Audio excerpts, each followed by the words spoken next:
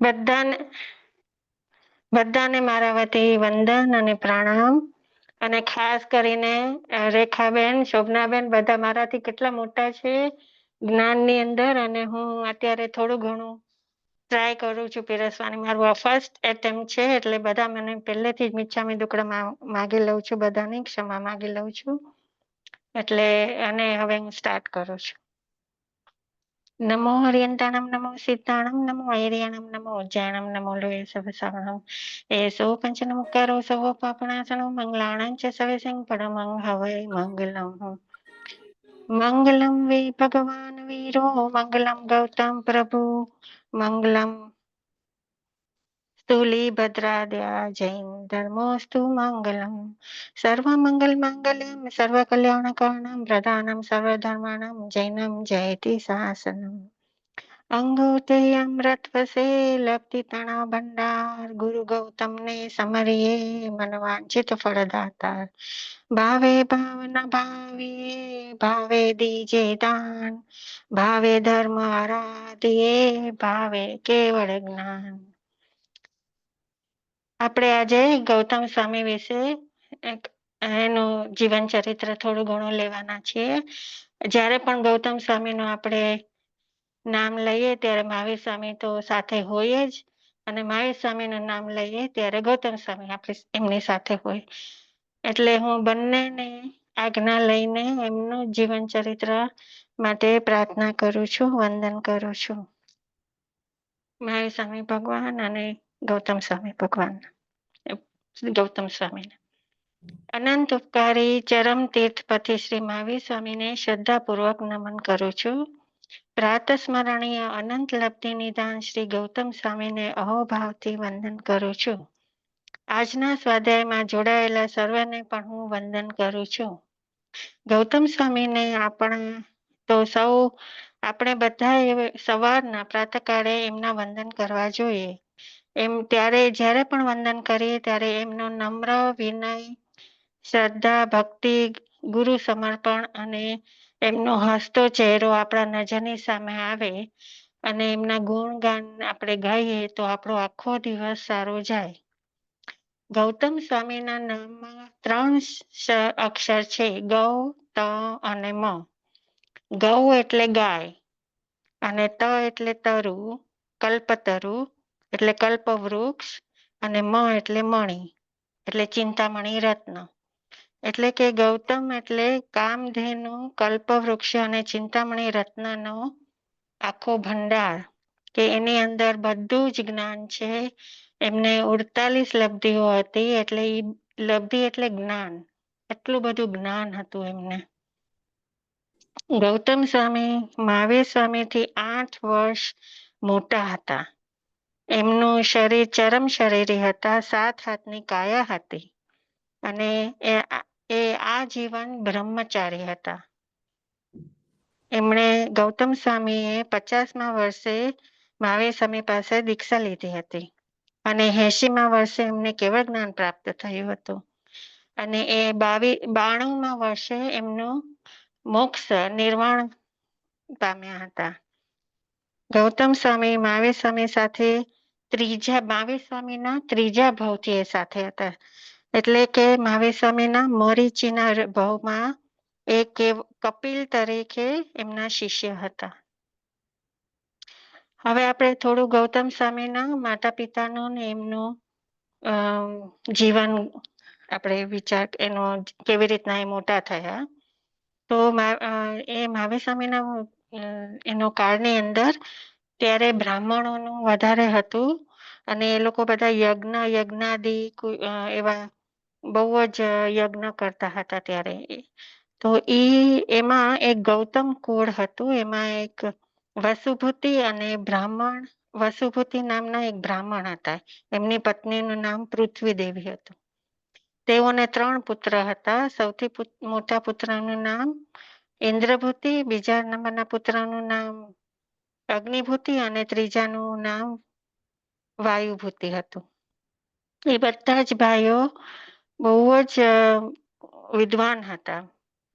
મોટા પુત્ર ઇન્દ્રભૂતિ એકદમ સૂર્યની જેમ તેજસ્વી હતા. તેમની કાયા અત્યંત બલિષ્ઠ અને રૂપવાન હતી અને એમના બ્રહ્મચર્યનું તેજ અદ્ભુત નીતરતું હતું. ઇન્દ્રભૂતિ જોતજોતામાં 64 વિદ્યાના પારંગત થઈ ગયા. એમની વિદ્યાના પ્રભાવથી 500 બ્રાહ્મણ પુત્રો પ્રભાવિત થયા અને એમના ચેલા બન્યા, શિષ્યો બન્યા.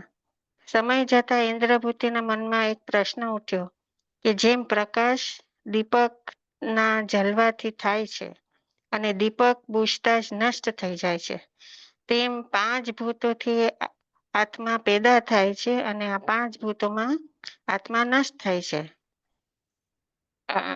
આત્મા મૃત્યુ પામે છે. અર્થાત ઇન્દ્રભૂતિને શંકા હતી કે આ આત્મા અને શરીર એક જ છે કે જુદા છે, પણ એમનો ઉકેલ મળતો નહોતો.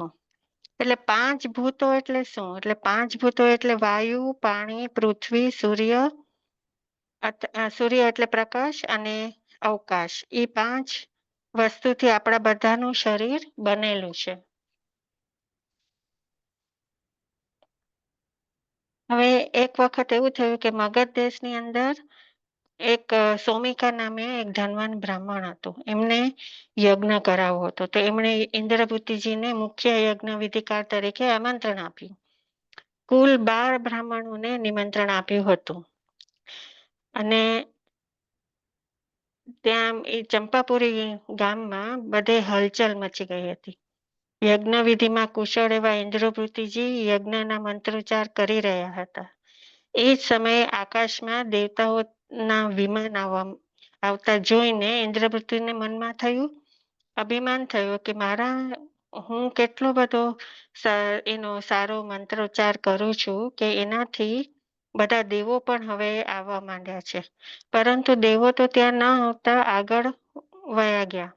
તેથી ઇન્દ્રભૂતિને મનમાં થયું કે આ શું, દેવતાઓ આ યજ્ઞ મંડપ છોડીને કેમ આગળ જઈ રહ્યા છે? શું બીજું કોઈએ પણ યજ્ઞનું આયોજન કર્યું હશે? એમનો ચહેરો ઉતરી ગયો.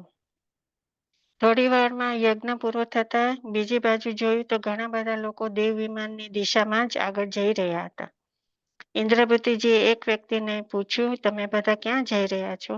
ત્યારે એ વ્યક્તિએ કહ્યું કે અમે સર્વજ્ઞ મહાવીર સ્વામીના દર્શન કરવા જઈ રહ્યા છે.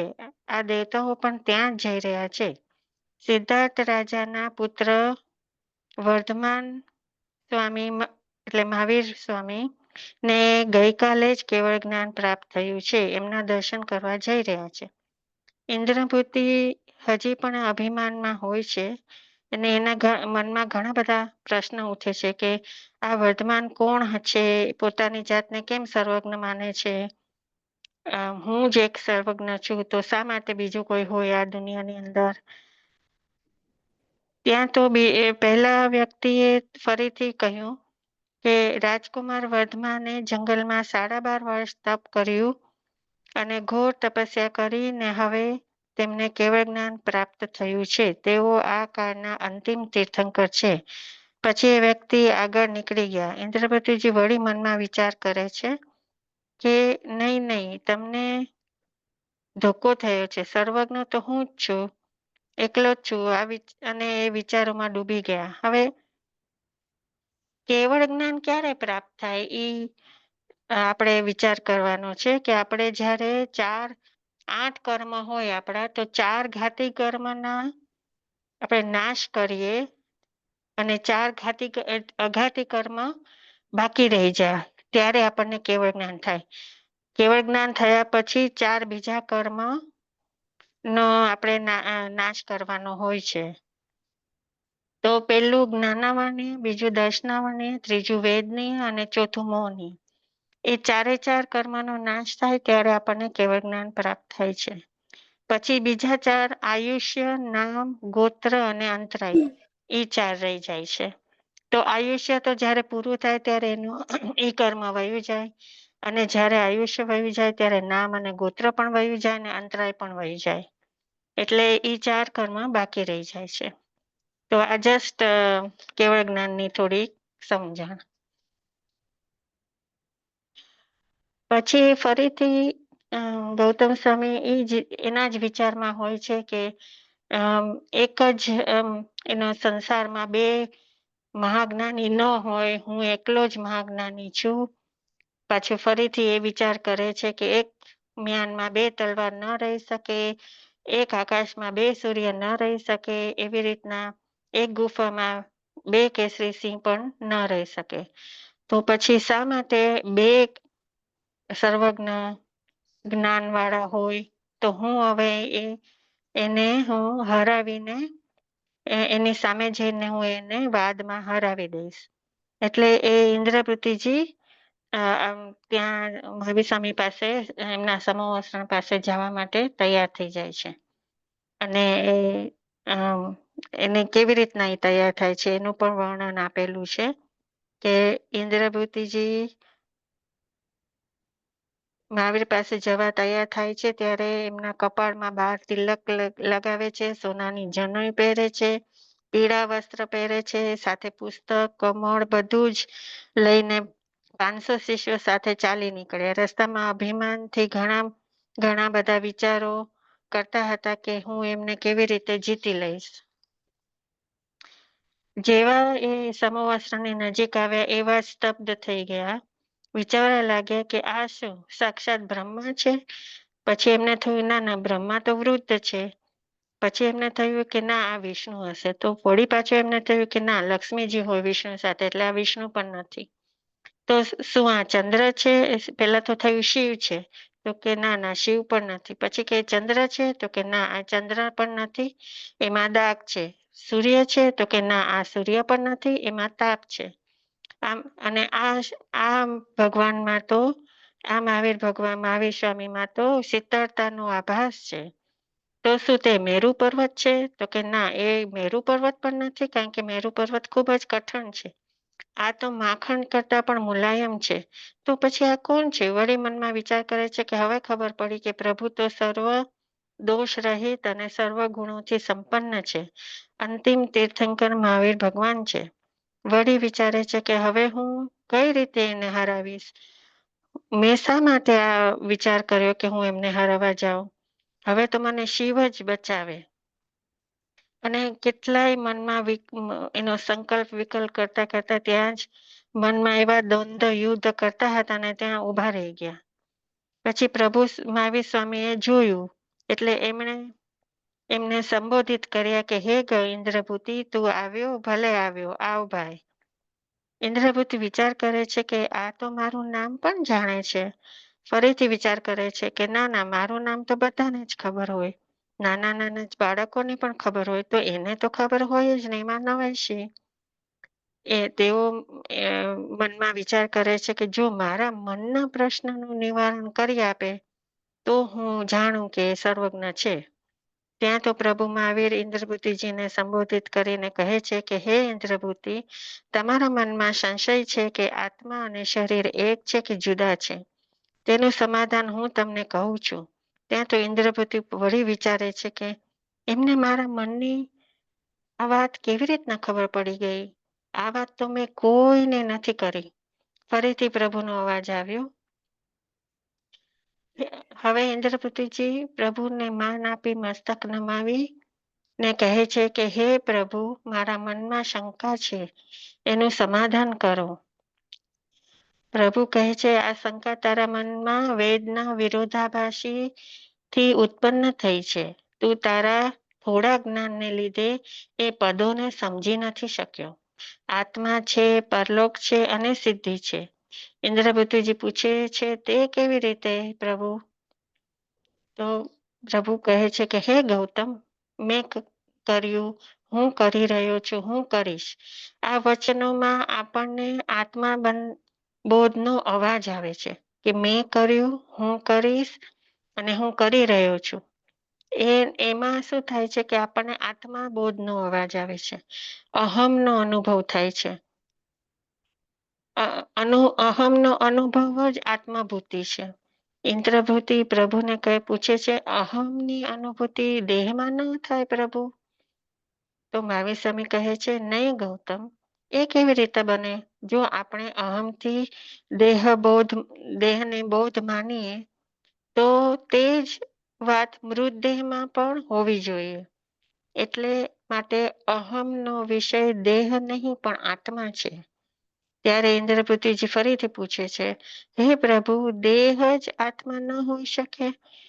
તો પ્રભુ કહે છે કે ના ગૌતમ, ના ઇન્દ્રપૃતિ, જેમ આપણે એમ કહીએ કે મારો હાથ, મારો પગ, અને એમ કહીએ શરીરના અવયવોને બીજાને બતાવીએ ત્યારે પણ આપણે કોઈ દિવસ એમ નથી કહેતા કે હું હાથ, હું પગ. એનાથી સ્પષ્ટ થાય છે કે શરીર અને આત્મા ભિન્ન છે, જુદા છે. શરીરનો નાશ થાય છે. શરીર 5 ભૂતિથી બનેલું છે અને 5 ભૂતિમાં વિલીન થઈ જાય છે. આત્મા એક શરીરમાંથી નીકળી કર્મ પ્રમાણે બીજા શરીરને ધારણ કરે છે. આ સાંભળી ઇન્દ્રપૃતિના મનનો સંશય દૂર થઈ ગયો અને નમન કરીને પ્રભુ કહે છે કે હે પ્રભુ, આપની વાણી અમૃતમય છે, સત્ય છે. આ સાંભળીને મારા વર્ષો જૂનો સંશય દૂર થઈ ગયો. હું આપની વિતરાગતા અને સર્વજ્ઞતા પર પૂર્ણ શ્રદ્ધા કરું છું અને આપના માર્ગનું અનુસરણ કરું છું. આપની પાસે દીક્ષા ગ્રહણ કરીને આપના શિષ્ય બનવું છે અને આપના બનાવેલા માર્ગનું અનુસરણ કરવું છે. એટલે આ એમનો જે સંશય એકદમ સરળ ભાષામાં મહાવીર ભગવાને કીધું, જે આપણને પણ એનો સંશય દૂર થઈ જાય છે એમના આ વાક્યથી. એવી રીતના ગૌતમ સ્વામીનો સંશય દૂર થઈ ગયો અને એ દીક્ષા લે છે. વૈશાખ સુદ 11ના પ્રભુમાં આવીને કેવળ જ્ઞાન પ્રાપ્ત થયું. પછી ઇન્દ્રપૃતિજીને દીક્ષા આપીને પોતાના શિષ્ય બનાવ્યા. ઇન્દ્રપૃતિજી ગૌતમ કુળના હોવાથી પ્રભુ એમને ગૌતમ કહી બોલાવ્યા અને ઇન્દ્રપૃતિજીના પગલે એમના ભાઈઓએ પણ પ્રભુ પાસે દીક્ષા લીધી અને પોતાના ભાઈઓ પણ આવ્યા અને પોતાના પ્રશ્નનું સમાધાન કરીને પ્રભુ પાસે સંયમ લીધો. એ 11 પંડિતોના 4400 શિષ્યોએ પણ પ્રભુ મહાવીર પાસે દીક્ષા લીધી. ગૌતમ સ્વામીને 4 જ્ઞાન પ્રાપ્ત થયા હતા: મતિ જ્ઞાન, શ્રુતિ જ્ઞાન, અવધિ જ્ઞાન અને મન પર્યગ જ્ઞાન. એ 4 જ્ઞાન તો ઓલરેડી ગૌતમ સ્વામીને હતા જ, ખાલી કેવળ જ્ઞાન જ બાકી હતું. તો ગૌતમ સ્વામી પ્રભુને પૂછે છે કે હું જેને પણ, એટલે જ્યારે પણ ગૌતમ સ્વામી દીક્ષા આપતા હોય છે ને, જે કોઈને પણ કોઈ પણ એમના શિષ્ય બનવા માંગતા હોય, એ બધાને જ્યારે પણ દીક્ષા આપે ને એટલે તરત જ એમને થોડોક જ વખતમાં એને કેવળ જ્ઞાન પ્રાપ્ત થઈ જાય. પણ ગૌતમ સ્વામીને કેવળ જ્ઞાન નથી થતું. એટલે એને મનમાં એમ થાય છે કે કેમ મને નથી થતું. એટલે એ પ્રભુને પૂછે છે કે કેમ મને નથી થતું. ત્યારે પ્રભુ એમ કહે છે કે તારી અંદર જ એનો જવાબ છે, એને ગોતી કાઢ. પછી જે 11 પંડિતોએ દીક્ષા લીધી હતી એ 11 ગંધર્જી કહેવાયા. તેમના નામ છે અગ્નિભૂતિજી, ઇન્દ્રભૂતિજી, વાયુભૂતિજી અને વ્યક્તિજી, સુધર્માજી, મંડિતજી, મૌર્યપુત્ર, અકંપિતજી, અચલ ભ્રાતાજી, મૈતાર્ય અને પ્રભાસજી. હવે આમાં થોડોક પોઝ લઈએ ને આપણે વિચાર કરીએ કે આમ મતિ જ્ઞાન શું છે, શ્રુત જ્ઞાન, એ બધા જ્ઞાન એટલે શું?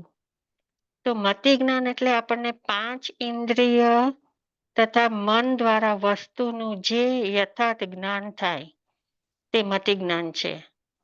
અને જાતિ સ્મરણ જ્ઞાન છે ને, એ મતિ જ્ઞાનનો એક ભેદ છે. જેને આ જ્ઞાનનું આવરણ હોય એને મતિ જ્ઞાનાવરણીય કહેવાય છે. વધારેમાં વધારે જાતિ સ્મરણની અંદર એવું હોય કે આપણે વધારેમાં વધારે 900 ભવ, એટલે ગયા જે આપણા 900 ભવ થઈ ગયા હોય એનું આપણને જ્ઞાન થઈ જાય. એનાથી વધારે આપણને જ્ઞાન ન થાય જાતિ સ્મરણ જ્ઞાનમાં. અને શ્રુત જ્ઞાન એટલે શબ્દો દ્વારા થતું અર્થનું યથાર્થ જ્ઞાન, એટલે શબ્દોથી જ્ઞાન થાય. સૂત્ર સિદ્ધાંતનું જ્ઞાન તે શ્રુત જ્ઞાન છે. જે જ્ઞાન સાંભળીને યાદ રાખવું અને તેને જ યાદ રાખીને બીજાને કહેવું, એ શ્રુત જ્ઞાન છે. પણ એના ઉપર આવરણ આવે તો એને શ્રુત જ્ઞાનાવરણીય કર્મ કહેવાય. અવધિ જ્ઞાન એટલે આત્મા દ્વારા રૂપી દ્રવ્યનું કે મર્યાદિત યથાર્થ જ્ઞાન થાય. એટલે અને તેને અવધિ જ્ઞાન કહેવાય. 5 ઇન્દ્રિયો અને મનની સહાયતા વિના સીધું આત્મા દ્વારા પ્રત્યક્ષ અવધિ મર્યાદિત ક્ષેત્રમાં રહેલા રૂપી પદાર્થોનું જ્ઞાન એ અવધિ જ્ઞાન છે. તે અને એને જો આવરણ હોય એના ઉપર તો એને અવધિ જ્ઞાનાવર્ણ્ય કર્મ કહેવાય. એટલે અવધિ જ્ઞાન એટલે આમ સિમ્પલ લેંગ્વેજમાં આપણે કહીએ તો ભૂત ભવિષ્યના નજીકના કે દૂરના લોકાલોકના પૂતગલોની આપણે અવસ્થા જાણી શકીએ, જે અત્યારે આ 5મા કાળમાં આપણા કોઈનામાં પણ એ જ્ઞાન નથી. આપણા બધામાં મતિ જ્ઞાન ને શ્રુત જ્ઞાન છે, પણ અવધિ જ્ઞાન નથી. ચોથું જ્ઞાન છે મનોપર્યય જ્ઞાન. તો અધિદ્વીપમાં રહેલા સંગની જીવોને મનના ભાવોના જાણનારનું જ્ઞાન તે મનોપર્યય જ્ઞાન છે. તેના પર આવરણ આવે તો તેને મનઃ પર્યય જ્ઞાનાવર્ણ્ય કર્મ કહેવાય. એટલે કે સંજ્ઞી જીવોના વર્તમાન ભૂત કે ભવિષ્યના ભવોને ન જાણે એટલે જાણી શકે એ મનોપર્યય જ્ઞાન. એટલે સંજ્ઞી એટલે કે જેનામાં જ્ઞાન છે થોડું ઘણું, મને એવું લાગે છે, પછી હું ખોટી હોય તો મને નથી ખબર, આમ સો સોરી.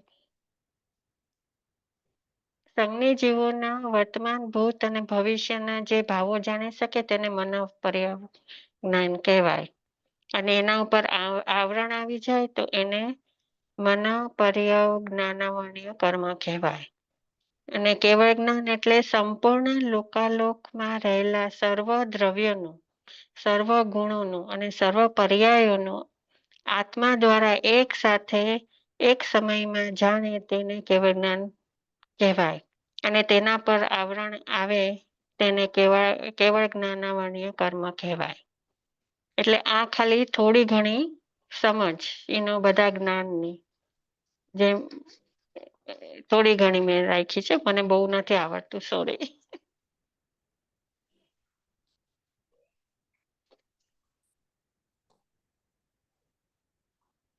હવે આમ એક દિવસ મહાવીર ભગવાન ગૌતમ સ્વામી વિહાર કરતા હતા.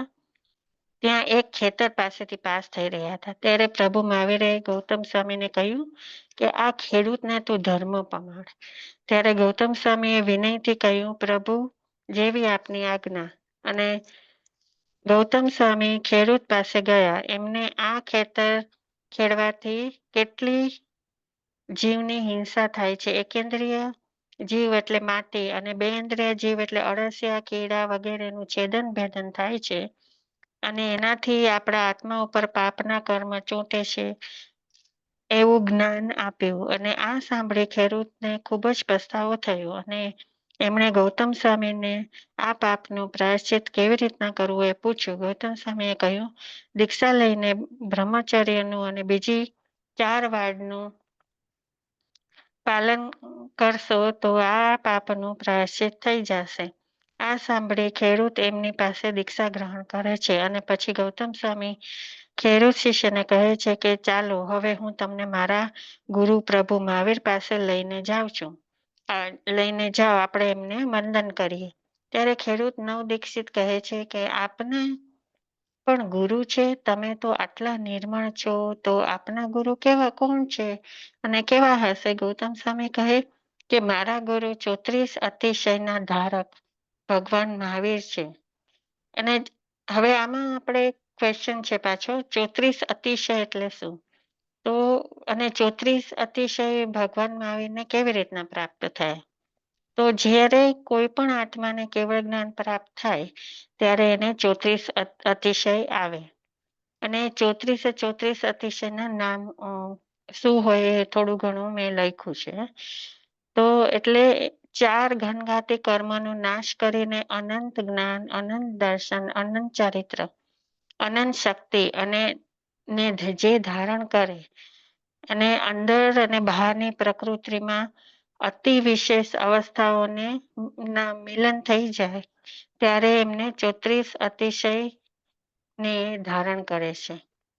એટલે કે કેવળ જ્ઞાન પ્રાપ્ત થાય એવા અરિહંત ભગવાન બધા જ અરિહંત ભગવાનને 34 અતિશયો હોય છે. હવે એ અતિશયો કયા કયા છે? તો એમાં કેશ દાઢી ન ઉગે, શરીર રોગ રહિત હોય, તીર્થંકર ભગવાનનો રુધિર એટલે કે રક્તનો રંગ સફેદ હોય, શ્વાસમાં કમળ જેવી સુગંધ આવતી હોય, આહાર અને નિહારની વિધિ સામાન્ય માનવી ન જોઈ શકે, તેમના ઉપર અધ્ધર 3 છત્ર હોય, તીર્થંકર ભગવાનની આગળ અધ્ધર ધર્મચક્ર ચાલે, એમની બંને બાજુ અધ્ધર સફેદ ચામર ચાલે, તેઓનો સિંહાસન સ્ફટિકથી બનાવેલું હોય, જ્યાં પણ પ્રભુ વિહાર કરે ત્યાં ઇન્દ્રનો ધ્વજ આગળ ચાલે, જ્યાં પ્રભુ ઊભા રહે કે બેસે કે દેશના દે ત્યાં પ્રભુની પાછળ અશોક વૃક્ષ થઈ જાય, પ્રભુની મસ્તકની પાછળ એનો આભા મંડળ આવે,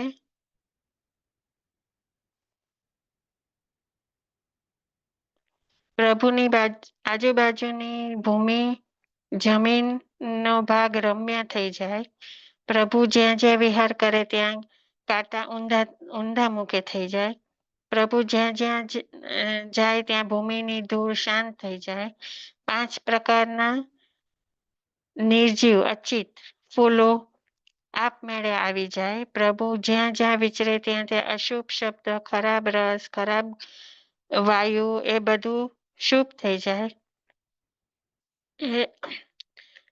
અને પ્રભુની દેશના 1 જોજન સુધી સૌની ભાષામાં સમજાય. તીર્થંકર પ્રભુ અર્ધમાગધી ભાષામાં દેશના દે. ભગવાનના સાનિધ્યમાં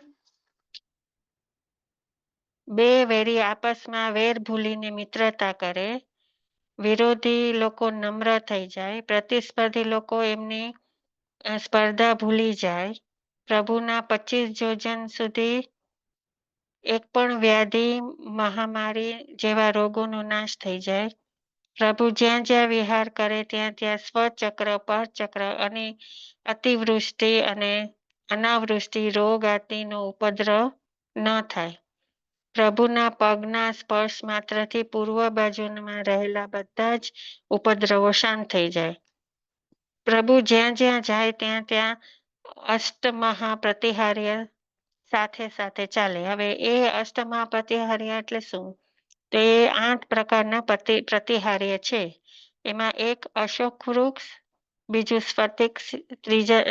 સ્ફટિકનું સિંહાસન, ત્રીજું 3 છત્ર, ચોથું ભામંડળ, 5મું દિવ્ય ધ્વનિ, છઠ્ઠું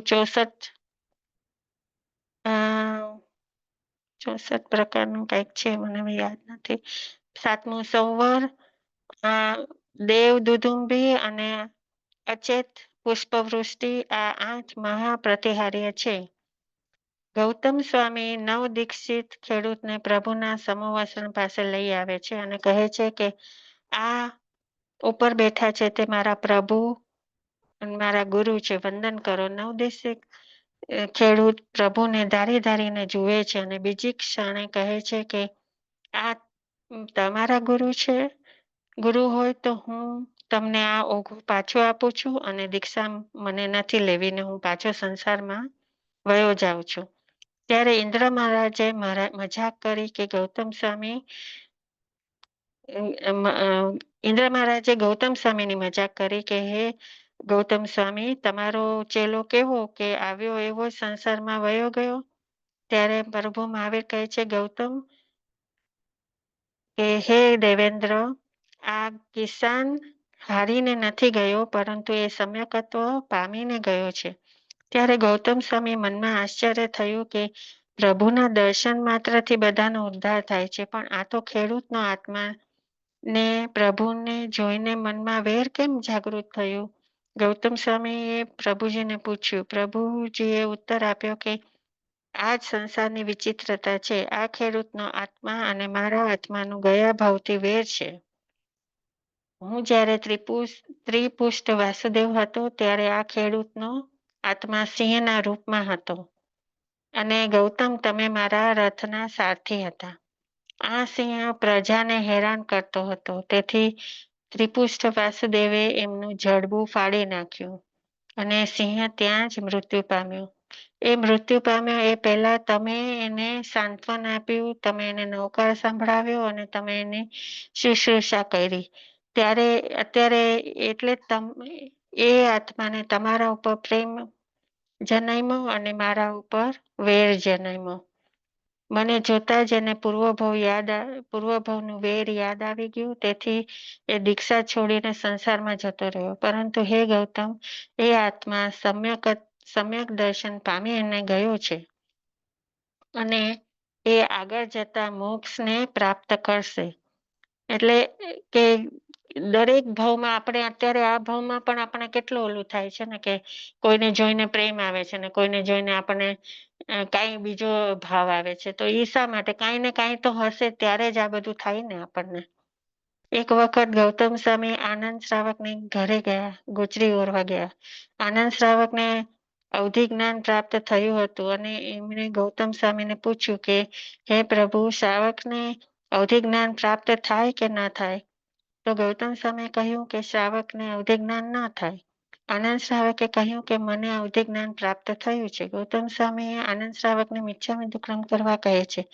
ત્યારે આનંદ શ્રાવક કહે છે કે હે જૈન ધર્મમાં સત્ય કહે એને દંડ મળે છે. ત્યારે ગૌતમ સ્વામી હે ગૌતમ સ્વામી, હું તો સત્ય જ કહું છું. ત્યારે ગૌતમ સ્વામી કહે છે કે હું મારા પ્રભુને પૂછી આવું. પ્રભુ પાસે ગયા તો ને પ્રભુને પૂછ્યું તો પ્રભુએ જવાબ આપ્યો કે હે ગૌતમ, આનંદ શ્રાવક સાચું કહે છે ને એમને અવધિ જ્ઞાન થયું છે. ત્યારે ક્ષણનો પણ વિલંબ કર્યા વગર ગૌતમ સ્વામી પાછા આનંદ શ્રાવક પાસે જઈને ક્ષમા માંગે છે અને મિચ્છામિ દુક્કડમ કહે છે.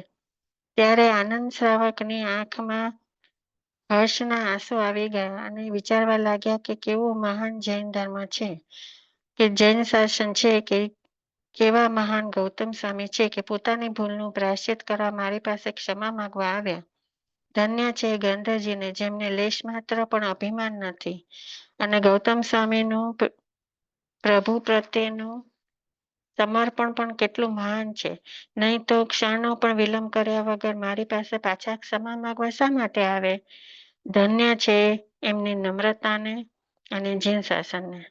હવે બીજો એક પ્રસંગ આવે છે કે એક વખત ગૌતમ સ્વામી ચંપાપુરીમાં વિહાર કરીને પ્રવેશ કરી રહ્યા હતા. ત્યાં રસ્તામાં શાલ, મહાશાલ મુનિ અને એમના બેન યશોદાબેન બનેવી તથા ભાણેજ ગંગુલી શુક્લ ધ્યાનમાં લીન થઈ ગયા હતા. અને એટલે શુક્લ ધ્યાન એટલે એકદમ શુભ ધ્યાન, કે એટલું બધું શુભ હોય ને કે ઈ ક્ષણે તમને કેવળ જ્ઞાન પ્રાપ્ત થઈ જાય. તો એ એટલા બધા લીન થઈ ગયા હતા કે એ બધાને કેવળ જ્ઞાન પ્રાપ્ત થઈ ગયું. ગૌતમ સ્વામીને આ વાતની ખબર નહોતી. ગૌતમ સ્વામી બધાને લઈને ચંપાપુરીમાં પ્રભુના દર્શનાર્થે સમૂહ વસણમાં આવ્યા. પ્રભુને 3 પ્રદક્ષિણા કરી શાલ, મહાશાલ આદિ કેવડી ભગવંતોની પર્ષદામાં જઈને આસન ગ્રહણ કર્યું. ત્યારે ગૌતમ સ્વામી એમને કહે છે કે એ બાજુ કેવડીની પર્ષદા છે. પર્ષદા એટલે કે જ્યારે સમૂહ વસણ હોય ને ત્યારે કેવળ જ્ઞાન જેને થઈ ગયું હોય ને એ લોકો એક સાઈડ બેસે, એને પર્ષદા કહેવાય. માટે એટલે ત્યારે ગૌતમ સ્વામી એમને કહે છે કે એ બાજુ કેવડીની પર્ષદા છે, માટે તમે ત્યાં નહીં બેસો, અહીં આવી પ્રભુને વંદન કરો. ત્યારે પ્રભુ મહાવીર કહ્યું કે હે ગૌતમ, કેવળ જ્ઞાનીઓની અશાતા ન કરો, એ સર્વે કેવળ જ્ઞાની છે. તરત જ ગૌતમ સ્વામી એમની ક્ષમા માગી મિચ્છામિ દુક્કડમ કરે છે. ગૌતમ સ્વામી વિચારે છે કે મને ક્યારે કેવળ જ્ઞાન પ્રાપ્ત થશે? એટલે પ્રભુને પૂછે છે શું આ ભાવમાં મને મોક્ષ નહીં મળે? પ્રભુ કહે છે ગૌતમ, તું નાહક ચિંતા કરે છે, તને આ જ ભાવે મોક્ષ મળવાનો છે. ગૌતમ સ્વામી પાછું પૂછે છે કે ગૌતમ સ્વામી પાછું કહે છે કે મને ખૂબ જ ચિંતા થાય છે. ત્યારે પ્રભુ કહે છે કે ગૌતમ, તને હું એક ઉપાય બતાવું જેથી તને વિશ્વાસ જ આવી જાય કે તારો મોક્ષ નિશ્ચિત છે. ત્યારે ગૌતમ સ્વામી કહે છે કે જલ્દી બતાવો પ્રભુ. તો પ્રભુ કહે છે કે હે ગૌતમ, જે મનુષ્ય પોતાની લબ્ધિથી અષ્ટાપદ તીર્થની જાત્રા કરે તે મનુષ્યને આ જ ભાવમાં મોક્ષ પ્રાપ્ત થાય છે, તે નિશંક છે. ગૌતમ સ્વામી પ્રભુ પાસે આજ્ઞા માગે છે અને અષ્ટાપદજીની યાત્રા કરવા જાય છે. પ્રભુ મહાવીર કહે છે, ગૌતમ, તમને જે સારું લાગે તે કરો. ગૌતમ સ્વામી અષ્ટાપદજીની યાત્રા કરવા ગયા અને અષ્ટાપદજી પહોંચ્યા ત્યાં એમણે જોયું કે દિન તાપસ અને એમના 500 શિષ્યો અષ્ટાપદજીની યાત્રા કરવા બીજા પગથિયે પહોંચ્યા હતા. બધા જ તાપસો છઠના પારણે છઠનો તપ કરતા હતા. તેમનું શરીર ક્ષીણ થઈ ગયું હતું, સુકાઈ ગયું હતું. ત્યાં આગળ જવાની શક્તિ જ ન હતી.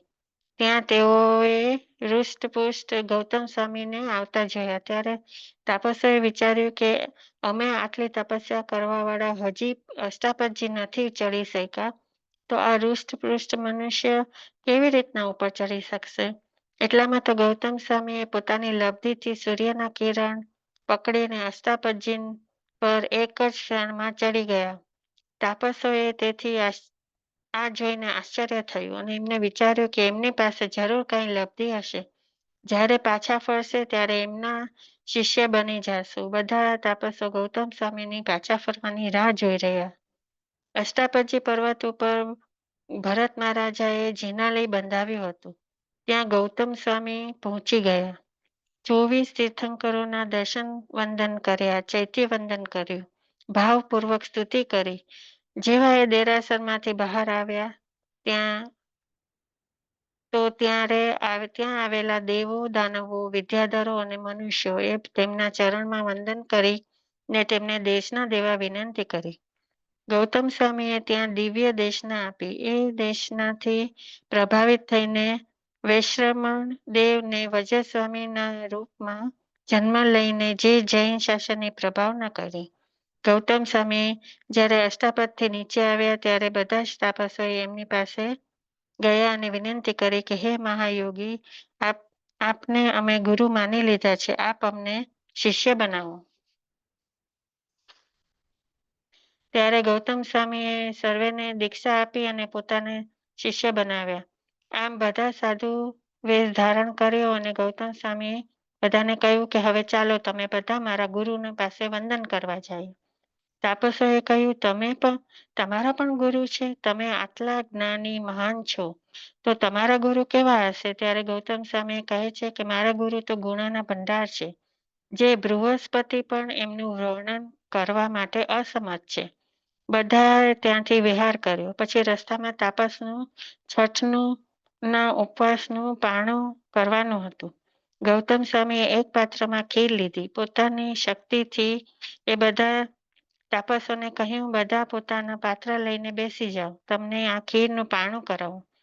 બધાના મનમાં થાય છે કે આ નાના પાત્રમાંથી આટલા બધા તાપસોનું કેવી રીતના પારણું થઈ શકશે. પણ ગૌતમ સ્વામીએ કહ્યું કે બધા જ પારણું કરી શકશે. પછી ગૌતમ સ્વામીએ પોતાના અંગૂઠાને પાત્રમાં રાખીને બધાને ખીર પર પીરસી અને બધાએ સુખેથી પારણું કર્યું. ખીર ઓછી ન થઈ. બધા તાપસો નવ દીક્ષિત ખૂબ જ આશ્ચર્યચકિત થઈ ગયા અને વિચાર્યું કે અમારા અહોભાગ્ય કે અમને ગૌતમ સ્વામી ગંધર જેવા પરમ ગુરુ મળ્યા. એવા શુભ વિચારમાં બધા જ પ્રભુ મહાવીર પાસે વંદન કરવા જતા હતા. ત્યાં રસ્તામાં જ બધા જ તાપસોને કેવળ જ્ઞાન પ્રાપ્ત થઈ ગયું, કારણ કે એ શુક્લ ધ્યાનમાં હતા બધા. પછી સર્વ પ્રભુને ના સમૂહ પાસે પહોંચ્યા. સર્વએ પ્રભુને 3 વાર વંદન કરી અને સર્વ તાપસો કેવડી નવદીક્ષિત કેવડીની પશોદામાં બેસવા ગયા. ત્યારે ફરીથી ગૌતમ સ્વામી એમને ત્યાં જતા રોક્યા અને મહાવીર પ્રભુએ કહ્યું, ગૌતમ, કેવડીની આશાતના ન કરો. ફરીથી ગૌતમ સ્વામી સ્તબ્ધ થઈ ગયા કે આમને પણ કેવળ જ્ઞાન થઈ ગયું ને મને હજી નથી થયું. અને પ્રભુની ક્ષમા માગી અને નવદીક્ષિતને મિચ્છામી દુક્કડમ કર્યું. ગૌતમ સ્વામી ફરી ચિંતિત થાય છે. પ્રભુ મહાવીર કહે છે કે હે ગૌતમ, તીર્થંકરોના વચનો ક્યારેય પણ અસત્ય હોય? ત્યારે ગૌતમ સ્વામી કહે છે કદાપી નહીં પ્રભુ, કેવળ તો સત્ય જ કહે. ત્યારે પ્રભુ મહાવીર કહે છે તો પછી અધીરો શા માટે થાય છે? આ જ ભાવમાં તને કેવળ જ્ઞાનની પ્રાપ્તિ થશે ને આ જ ભાવમાં તારો મોક્ષ થવાનો છે. પ્રભુ મહાવીર કહે છે કે હે ગૌતમ, શિષ્ય ઉપર ગુરુનો પ્રેમ છિલકા જેવો હોય છે અને છિલકો ઉતરે એમ ઉતરી જાય છે, પરંતુ શિષ્યનો ગુરુ ઉપરનો પ્રેમ ખૂબ જ તીવ્ર હોય છે. પ્રભુ સમજાવે છે કે મારા ઉપર હે ગૌતમ તને જે પ્રેમ છે તે ઊનની ચટાઈ જેવો છે. એટલે કે ઘાતી કર્મનો બાધક છે. જે દિવસે એ સ્નેહ પ્રેમ છૂટી જશે એ દિવસે તને કેવળ જ્ઞાન પ્રાપ્ત થઈ જશે. ગૌતમ સ્વામી કહે છે પ્રભુ, મારામાંથી આપનો પ્રેમ કેવી રીતના નાશ થઈ જાય? મારી જીવન નૈયા તો આપ જ છો, મારા ખેવણહાર છો. પ્રભુ કહે છે ગૌતમ, આ સ્નેહ ઘણા ભાવોથી ચાલ્યો આવે છે. તમે દરેક ભાવમાં મારી સેવા કરી છે, માટે આ સ્નેહ પ્રેમ જલ્દીથી નષ્ટ નહીં થઈ જાય.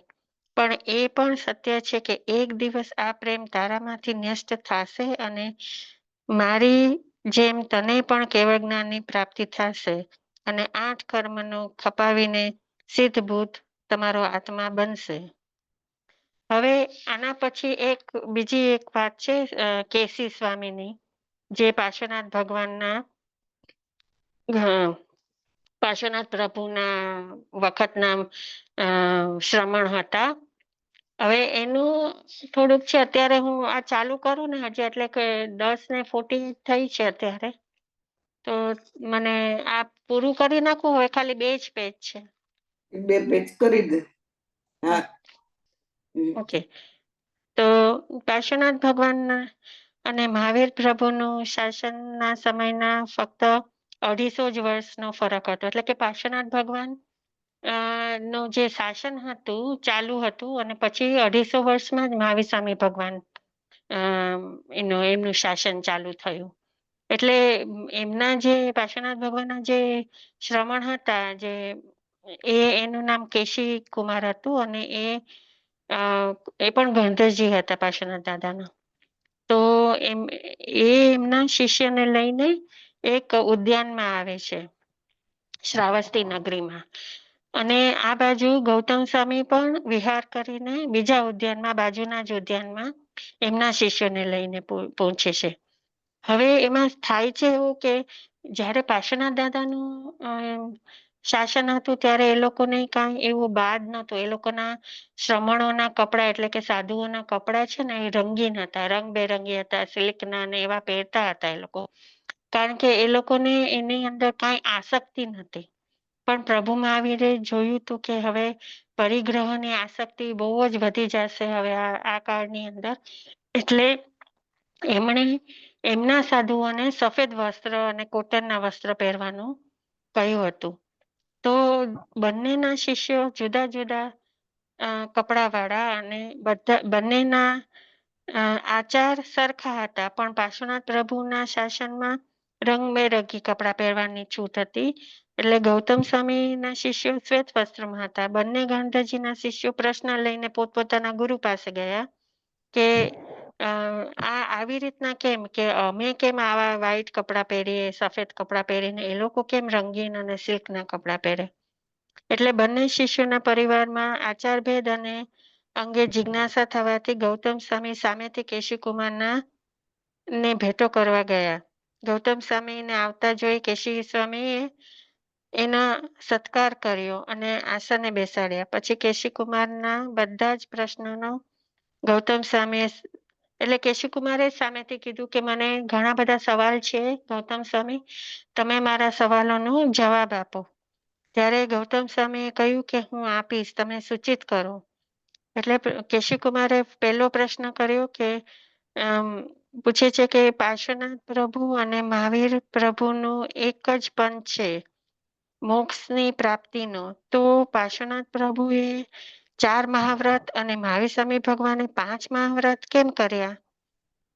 એટલે ગૌતમ સ્વામી જવાબ આપે છે કે ભરત અને ઐરવત ક્ષેત્રમાં પ્રથમ તીર્થંકર ઋષભનાથ પ્રભુના શાસનમાં સરળ અને મંદ મતિવાળા સાધુઓ હતા. એટલે ત્યારે જ્યારે પહેલા તીર્થંકર હતા ને ત્યારના શાસનમાં જે બધા સાધુઓ થયા હતા એ બધાના સરળ સ્વભાવ હતા, પણ એ લોકોની બુદ્ધિ મંદ હતી, એટલે મનમતી વાળા હતા. અંતિમ તીર્થંકર ના સમયમાં સાધુઓને ના આચારનું પાલન કરવું ખૂબ જ કઠિન થઈ જાય છે, પરંતુ મધ્યના 22 તીર્થંકરોના સાધુઓના આચાર સમજવું અને પાલન કરવું બંને સરળ હોય છે. એટલે કે વચ્ચેના જે 22 તીર્થંકરો છે ને એ બધાને એ લોકોની મતિ, એ લોકોનું જ્ઞાન અને એ લોકોના સ્વભાવ ને એ બધું એટલું સરળ હોય છે અને જ્ઞાન એટલું તીવ્ર હોય છે ને કે એ લોકોનો આચાર પાલન કરવા માટે સરળ હોય છે ને એ લોકોને ક્યારેય કોઈ પણ પરિગ્રહની એ લોકોને એવી મનમાં વિચાર પણ નથી આવતો.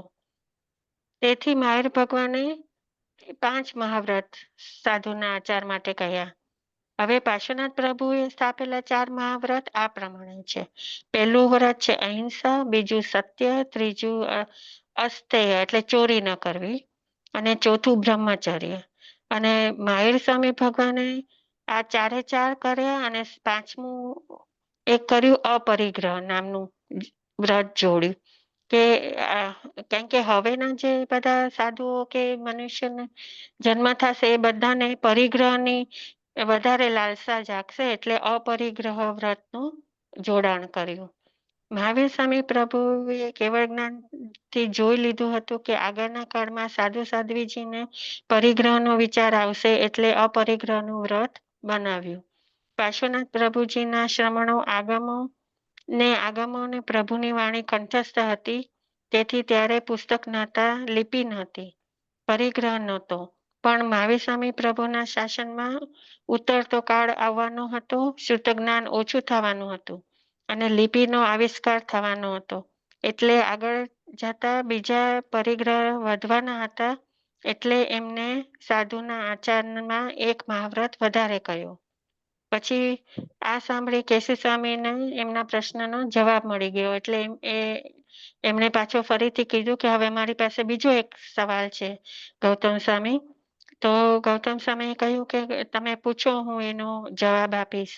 એટલે કેસી સ્વામી ફરીથી પૂછે છે કે અમારા અને તમારા વસ્ત્રના શા માટે ફરક છે?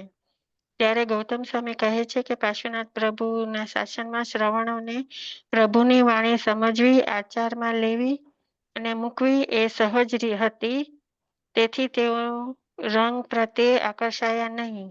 અને બાહ્ય રીતે જૈન શ્રાવકો અને શ્રાવિકાઓ પણ શ્વેત વસ્ત્ર જોઈને ધર્મ કરવા પ્રભાવિત થાય.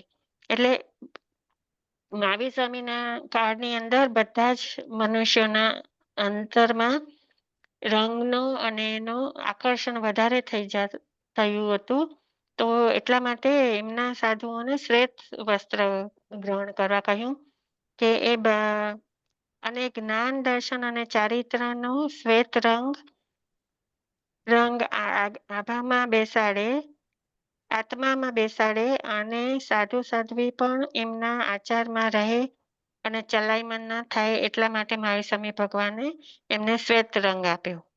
આ રીતે કેસી સ્વામીએ ગૌતમ સ્વામીને 12 પ્રશ્ન પૂછ્યા અને બધાના જવાબ ગૌતમ સ્વામીએ તર્ક સાથે આપ્યા અને કેસી સ્વામી ખૂબ જ પ્રભાવિત થયા. અને આ બધા જ ક્વેશ્ચનના આન્સર છે ને શ્રેણી 14માં છે, 14મી શ્રેણી છે ને આપણા સાના પાસેની, એમાં છે. એમાંથી મેં આ થોડું ઘણું લખ્યું છે. કેશી કુમારે પોતાના શિષ્યો સાથે મહાવીર સ્વામી પાસે ફરીથી દીક્ષા લીધી અને 5 મહાવ્રતો વાળા ધર્મ અંગીકાર કર્યા અને પ્રભુના પરિવારમાં સંમેલિત થઈ ગયા. પ્રભુ મહાવીરે અંતિમ ચોપાસું ચંપાપુરીમાં કર્યું. અંતિમ સમયે પ્રભુ મહાવીરે વિચાર્યું કે ગૌતમ સ્વામીને અસીમ સ્નેહ છે મારા ઉપર અને એમને કેવળ જ્ઞાનમાં બાધક બનશે, તો એમની હાજરીમાં પ્રભુ મોક્ષગામી થશે. તો તેથી તેમણે ગૌતમ સ્વામીને પોતાની પાસે બોલાવ્યા અને કહ્યું કે બાજુના ગામમાં દેવ શર્મા નામે એક બ્રાહ્મણ છે, તેને પ્રતિબોધ દઈ આવો. અત્યંત વિનયના ભંડાર ગૌતમ સ્વામી કહે છે, જે આજ્ઞા પ્રભુ. ગૌતમ સ્વામીએ વિહાર કર્યો. ગૌતમ સ્વામી 4 જ્ઞાનના ધણી હતા. એ જો ધારત તો એ ઉપયોગ મૂકીને જોઈ શકત કે શા માટે પ્રભુએ મને મોકલ્યો છે, પણ એણે કોઈ દિવસ એમના જ્ઞાનનો ઉપયોગ મૂક્યો જ નહોતો. એ પ્રભુની આજ્ઞા એવી રીતના માનતા હતા કે જે પ્રભુ જ કે એ બધું સાચું. ગૌતમ સ્વામી દેવ શર્માને પ્રતિબોધ પમાડ્યો અને પ્રાતઃકાળે વહેલી સવારે પાછા ફરવા માટે વિહાર કરતા હતા. ત્યાં તેમને દેવતાઓને ખૂબ જ દુઃખી ચહેરામાં આવતા જોયા અને વિચારે છે, અત્યારે દેવતાઓ ક્યાં જાય છે અને આટલા દુઃખી કેમ છે? એટલે દેવોએ પૂછ્યું કે તમે ક્યાં જઈ રહ્યા છો અને આટલા ઉદાસ કેમ છો? દેવો કહે, ગંધર્વજી, તમને ખબર નથી? પ્રભુ મહાવીર નો આત્મા મોક્ષગામી થયો છે, શરીર નિર્વાણ પામ્યું છે. ગૌતમ સ્વામી વિલાપ કરે છે અને ખૂબ જ આઘાત લાગે છે. પ્રભુના પ્રેમમાં મોહમાં વિહવળ થઈ જાય છે. આગળ ચાલતા ચાલતા વિચાર કરવા લાગ્યા, મને કોણ ગોયમાં કહીને બોલાવશે? મારા મનના પ્રશ્નોનું કોણ સમાધાન આપશે? પ્રભુ, તમે મને અળગો કરીને કેમ નિસ્વદેહને ત્યાગી દીધો? હું કોને પ્રભુ પ્રભુ કરીને બોલાવીશ? આટલી સેવા કરી પણ ફળ રૂપે મને અંત સમયે કેમ અળગો કરી દીધો? ઘણું મનોમંથન ચાલે છે. પછી એક વિચારનું પરિવર્તન થાય છે. મોહ દશા તૂટી જાય છે અને સ્પષ્ટપણે મોહ દેખાય છે. પ્રભુની વાણી યાદ આવે છે કે, હે ગૌતમ, તારા અંતરાત્મામાં જો તને તારો જવાબ મળી જશે, પછી પસ્તાવાનો પાર નથી રહેતો અને આ મોહના કારણે જ મને કેવળ જ્ઞાન પ્રાપ્ત નથી થયું. પ્રભુએ ઘણા દ્રષ્ટાંતથી સમજાવ્યું હતું. મોહને તોડવાનું, ત્યાગ કરવાનું કહ્યું હતું, પરંતુ મેં એ કર્યું જ નહીં. પ્રભુ વિતરાગી હતા અને મારે પણ એ વિતરાગને આત્માના કારણમાં વીંટાળવાનો હતો. વિતરાગી થવાનો હતો, રાગ મોહ છોડવાનો હતો અને બંને નેત્રોમાંથી આંસુની ધાર અને મોહનીય કર્મનો ક્ષયોક્ષમ થાય છે અને કેવળ જ્ઞાન પ્રાપ્ત થાય છે. ગૌતમ સ્વામીએ 50 વર્ષની વયે જૈન દીક્ષા લીધી હતી અને 30 વર્ષની દીક્ષા પર્યા પછી 80મા વર્ષે કેવળ જ્ઞાન થયું હતું. ત્યાર પછી ગૌતમ સ્વામી દર 92 વર્ષ સુધીનું આયુષ્ય હતું. આયુષ્ય, કર્મ, ગોત્ર અને નામ કર્મને ક્ષય કરીને મોક્ષમાં ગયા. પ્રભુ મહાવીરનું નિર્વાણ આસોવદ અમાસના થયું. દેવો એ રત્નની વર્ષા કરી અને એ રત્નના તેજ દીવા જેવા લાગતા હતા. પ્રજાએ અંધકારને ચીરવા ઘરે ઘરે દીવડા પ્રગટાવ્યા અને પછી દર વર્ષે પ્રભુ નિર્વાણના દિવસે દીપકથી ઉજવવામાં આવ્યો અને તેને દિવાળીનું નામ અપાયું. સર્વ બોલો પ્રભુ મહાવીર સ્વામીનો જય. ગુરુ ગૌતમ સ્વામીનો જય. આપણે સર્વ ગૌતમ સ્વામી જેવા વિનમ્ર બનવાનો પ્રયાસ કરીએ. નમો રેન્તાણમ. હવે આમાં મેં જે ગૌતમ સ્વામી